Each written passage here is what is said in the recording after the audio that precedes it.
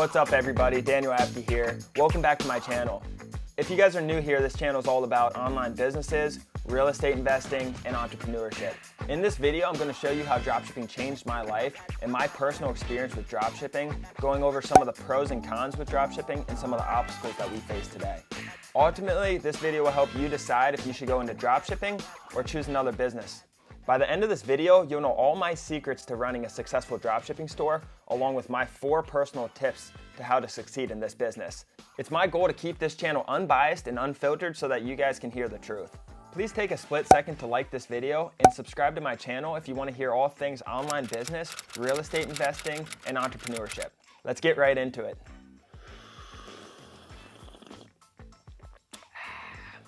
So let's get into a quick dropshipping overview. What is dropshipping?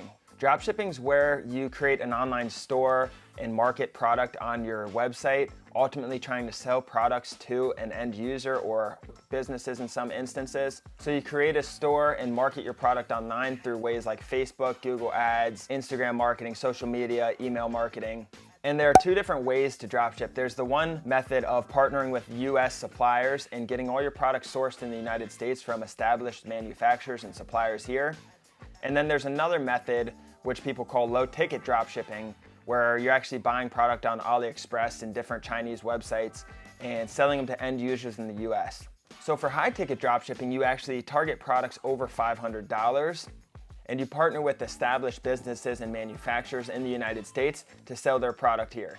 And I said United States, but you can do it from any country. I have friends who do it all over the world. And low ticket dropshipping is where you get low dollar amount products like a little fidget spinner or cups, t-shirts, things like that. And you're sourcing them over in China and selling them over in the United States in a lot of instances. Low ticket is kind of trendy and it's hard to get consistent sales with. It's more of the trendy thing you see on YouTube channels like this, and everyone's kind of advertising for low ticket dropshipping. One of the problems with low ticket dropshipping is you're getting products overseas in China, so there's a logistic nightmare there. And during COVID and all these things going on, it's hard to sustain a good operation flow. And a lot of low ticket dropshipping stores source products in China through websites like AliExpress, where they're actually buying it on some sort of portal and then shipping it to the customers. The general lead times for this can be up to 1 to 2 months. A lot of customers won't be satisfied with that method.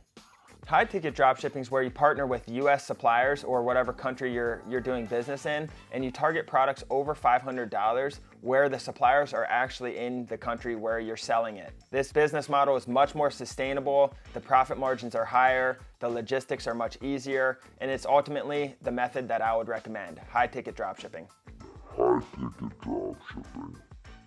So now let's get into my story and how I got involved and started in dropshipping. So I started back a few years ago. I started my first dropshipping store after hearing a couple podcasts and researching about it. And it took me about 4 months or so to build. And I partnered with US suppliers through the high ticket dropshipping method. So I got the store up and running in about a month or so after starting my first course that I purchased. And I ran the store by myself for about 4 to 5 months, I believe. And the first 4 to 5 months were spotty. Once I launched my ads, I was getting anywhere between $15,000 to $35,000 of sales, give or take, a month. It was kind of breaking even, but about month 5, I hired my first virtual assistant because it can be a lot maintaining and running a dropshipping store while you're trying to focus on growing it as well. So my new virtual assistant out of the Philippines handled all the daily tasks like managing emails, answering phone calls, anything involved in the day-to-day business of operating the site. I really outsourced that to my first virtual assistant. I hired her on full-time, made a bunch of videos, training videos for her so I could get her trained up fairly quickly. This was a huge step in my business. It was very necessary to do this early on, because then that allowed me to focus on advertisements and marketing and getting new good suppliers here. It really eliminated me from what I call like the low value activities, the customer service and answering phone calls. It took me out of that so I could really focus on how am I going to grow this store. So just like any other business, there's major hurdles you have to overcome, especially at the beginning. The first 6 months for me were super spotty, major up and downs at that time. One of these examples is I had a merchant, so my credit card processing company created what they call a reserve account, and that was for high-risk merchants, is what they considered high-risk merchants. And they held $15,000 from me in the first few months. And at the time, I didn't have a successful dropshipping store yet, and I didn't have money to just start blowing. This was a major hurdle because my credit cards were maxed and I needed money to pay suppliers. So I'd actually have to wait for the customer's money to hit my bank to actually pay the suppliers and ship the product out, because the merchants were holding my money and I didn't have credit to really work off of. So this got me very nervous and sales weren't great. So, you know, just like any other business, during these downs, you think about, what am I doing? Why am I doing this? This is bad. My financials are horrible right now, in a much worse place. But once you get through those hurdles, you know, there's a lot of good things you see. You just got to stay consistent on top of it. And I continued to focus on my online ads and marketing and new suppliers, and I kept pushing during those hard times. Month 6, we saw a really, really big jump from $45,000 of sales to about $125,000 of sales. With $125,000 of sales, I was looking at profits between 15 to 20%. It was about $25,000 of profit. That really changed things for me. It opened up, I had a little bit of money. And ever since then, it's only gone up and things have really increased. Sales have picked up. Traffic's picked up. Everything's really gone up since then.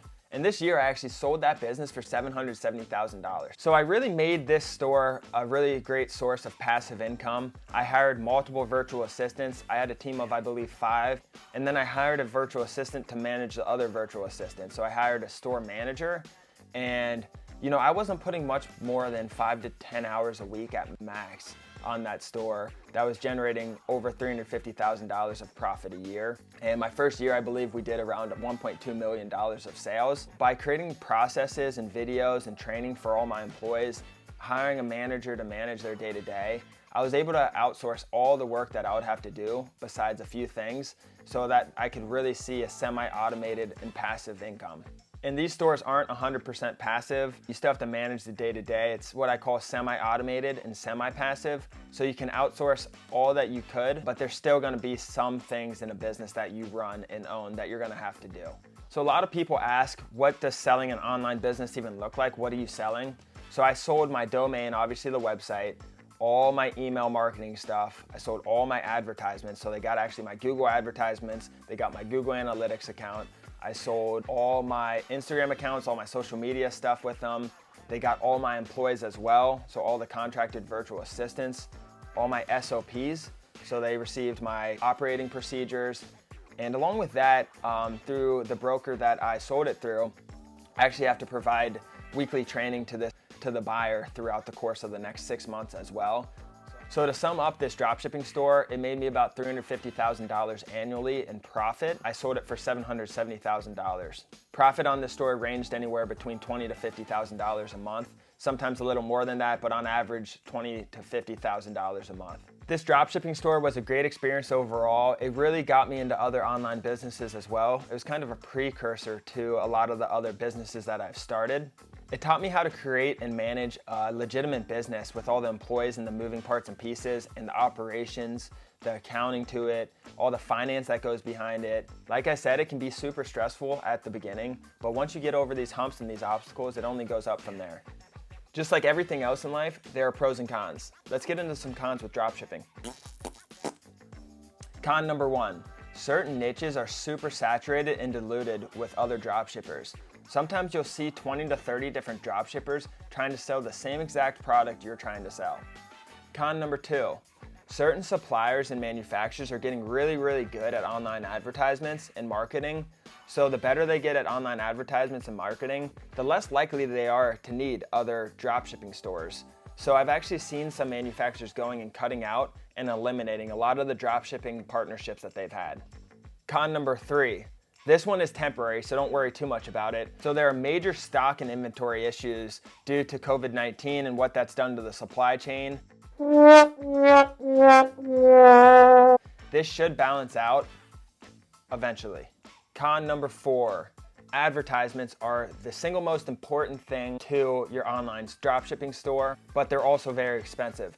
So to really get a good store up and going, you have to invest money in advertisements, and this can add up and be very costly. That's all for the cons. Now let's go to the bright side. Let's look at the pros of dropshipping stores. This is a business you can turn into a semi-automated and passive income flow. Once you outsource all your employees and outsource much of the work, and you focus on the work that you want to focus on, like advertisements, you don't need to put as much time and effort into it to grow the store. So I say semi-automated and semi-passive because it's never going to be 100% hands-off. You're always going to have to be semi-involved in the business, which is great because it can create such a substantial amount of income with doing not too much work eventually. And I say that with caution. It's a ton of work up front. Just like any other business, you're going to get what you put in. Pro number 2. There's currently a very large market of people trying to buy online businesses. So the more you build this up, you can sell this business.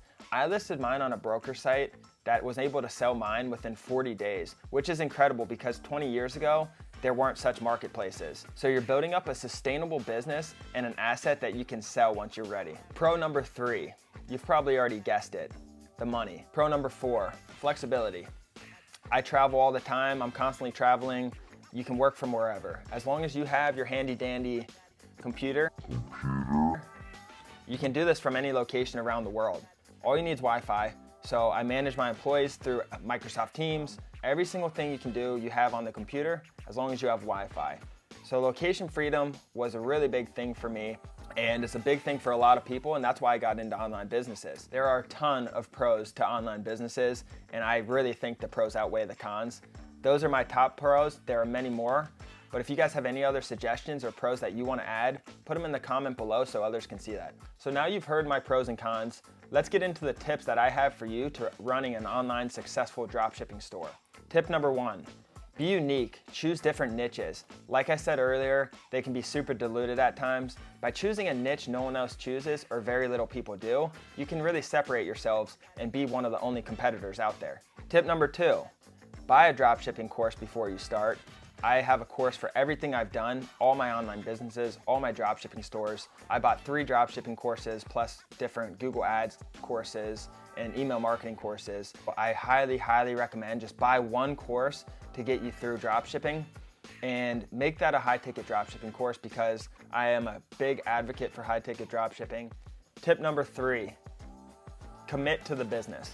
Consistency with business and dropshipping, just like anything else, is key. And if you're not consistent with these stores, they will fail. Tip number 4, get extremely good at online advertisements and provide real value to your manufacturers and suppliers. This way they don't start eliminating dropshipping stores. You're actually providing them value in reaching out to customers they would have never got without you. And also shows your suppliers and manufacturers how valuable you actually are to them. That's all, guys. Make sure to put any questions or comments below and I'll personally reach out to you. Thanks for joining. See you guys next week. Please take a split second to like this video and subscribe to my channel if you want to hear all things online business, real estate investing, and entrepreneurship. Please take a split second. Thanks for joining.